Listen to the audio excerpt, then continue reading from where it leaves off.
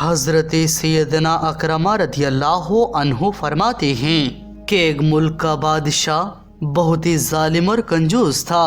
اس نے اپنے ملک میں اعلان کر دیا، کوئی بھی شخص کسی فقیر یا مسکین پر کوئی چیز صدقہ نہ کرے، کوئی کسی غریب کا مدد نہ کرے۔ اگر کسی نے ایسا کیا تو میں اس کا ہاتھ کاٹ دوں گا۔ ایک خبر سن کے لوگوں میں سنسنی سی مچ گئی۔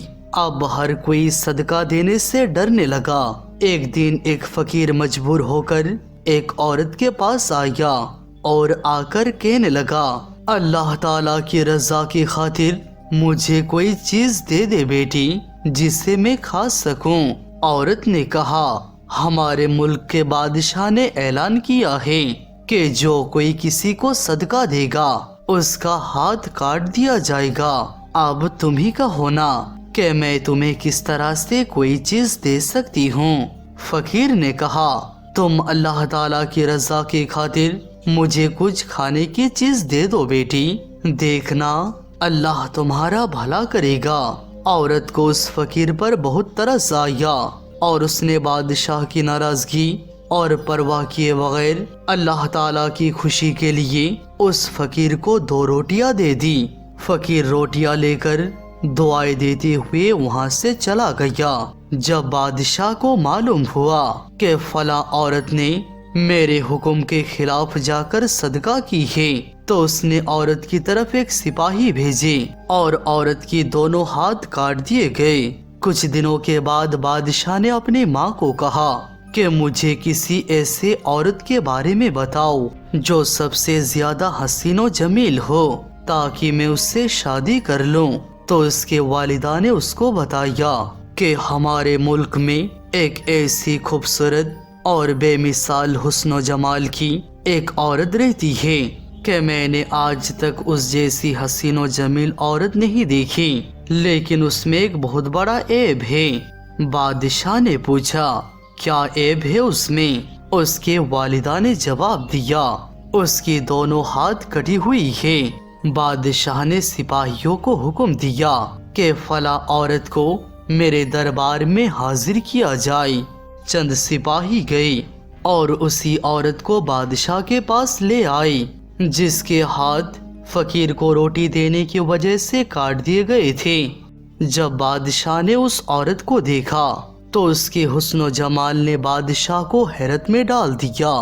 بادشاہ اس کے حسن و جمال کا ایسا دیوانہ ہوا کہ بادشاہ نے اس سے کہا، کیا تم مجھ سے شادی کرنا چاہتی ہو؟ عورت نے کہا، مجھے کوئی اعتراض نہیں ہے، اگر تم مجھ سے شادی کرنا چاہو تو مجھے بھی منظور ہے۔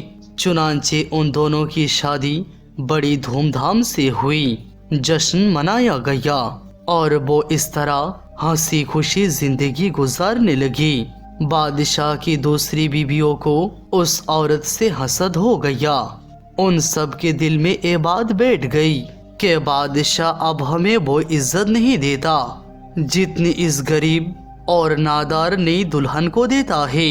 چنانچہ وہ ہر وقت اسی فکر میں رہتی کہ کس طرح سے اس نئی دلہن کو بادشاہ کی نظروں سے گرا دیا جائے، لیکن وہ اپنی اس ارادے میں کامیاب نہ ہو سکی۔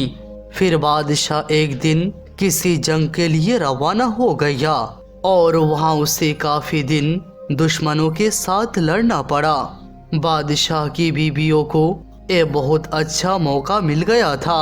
انہوں نے بادشاہ کو خط لکھا کہ تمہارے پیچھے سے تمہاری نئی دلہن نے تمہاری عزت کو داغدار کر دیا ہے اور وہ بدکار ہو گئی ہے۔ اس بدکاری کے نتیجے میں اس کے یہاں بچہ بھی پیدا ہوا ہے۔ جب بادشاہ کو ایک خط ملا تو وہ آگ بگولا ہو گیا۔ اس نے فوراً اپنے قاصد کو ایک پیغام دے کر اپنی ماں کے پاس بھیجا کہ اس بدکار عورت کو اس کے بچے سمیت میرے ملک سے نکال دو، اس کے گلے میں کپڑا باندھ کر بچہ اس میں ڈال دو اور انہیں کسی جنگل میں چھوڑ دو۔ جب اس کی والدہ کو یہ پیغام ملا تو اس نے ایسا ہی کیا، اس کی گلے میں کپڑا ڈال کر بچہ اس میں ڈال دیا، پھر اسے ملک سے دور एक जंगल में छोड़ दिया गया। अब वो बेचारी तन्हा जंगल में रहती, लेकिन उसे अपने रब से किसी किस्म का कोई शिकवा ना था। वो तो उसकी रजा पर राजी थी। वो बेचारी इसी तरह से जंगल में घूमती रही। प्यास की शिद्दत ने उसे परेशान कर रखा था। बिलाखिर दूर से एक नहर नजर आया। वो नहर पर गई और जैसे ही पानी पीने के लिए झुकी तो उसका बच्चा गहरे पानी में जा गिरा और पानी में डूबने लगा। जब औरत ने अपने बच्चे को पानी में डूबता देखा तो वो जारो कुतार से रोने लगी। इतने में उसके पास दो खूबसूरत नौजवान आए और उससे पूछा, क्या हुआ, क्यों रो रही हो? उसने कहा, मैं पानी पीने के लिए झुकी तो मेरा बेटा इस नहर में गिरकर डूब गया।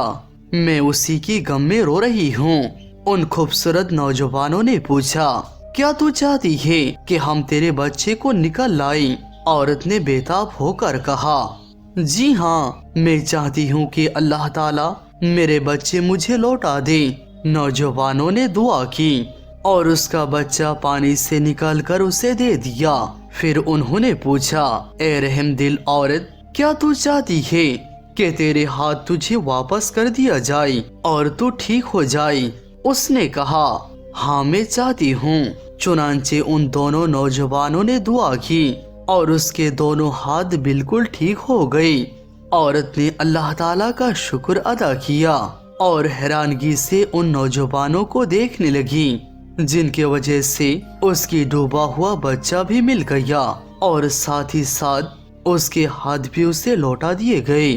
फिर उन नौजवानों ने पूछा, ए अजीम औरत, क्या तू जानती है कि हम कौन हैं? औरत ने कहा, मैं आपको नहीं जानती।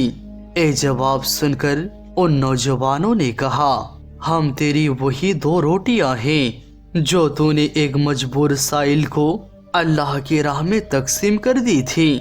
सुबहान अल्लाह, अल्लाहु अकबर। दोस्तों, सदका एक ऐसी नेकी है कि इससे आने वाली बड़े बड़े मुसीबतें दूर हो जाती है। नबी करीम सल्लल्लाहु तआला अलैहि वसल्लम ने फरमाया, सदका माल को कम नहीं करता और जो माफ करता है अल्लाह उसकी इज्जत बढ़ाता है, और जो अल्लाह के लिए अपने आप को नीचा करता है अल्लाह उसका दर्जा बुलंद करता है।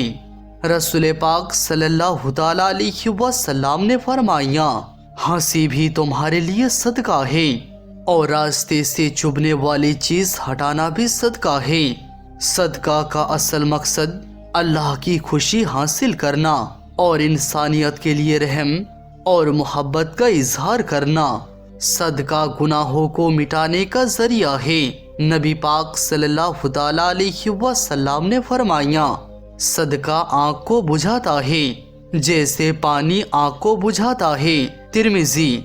सदका मुसीबत और आफत को दूर करता है। जब भी मुश्किल हो अल्लाह की रजा के लिए सदका देना बहुत ही फायदेमंद होता है। सदका देने से इंसान की सेहत और उम्र में बरकत होती है। सदका देने से इंसान का दिल नरम होता है और दूसरों के लिए रहम और मोहब्बत पैदा होती है।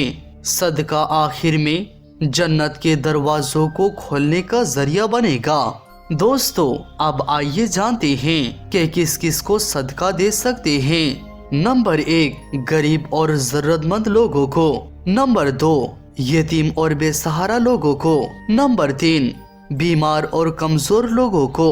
नंबर 4, ऐसे लोग जो कर्ज में डूबा हुआ है। बेहतरीन सदका। नंबर 1, पानी पिलाना या पानी का इंतजाम करना। नंबर 2, तालीम या तालीमी मदद का इंतजाम करना।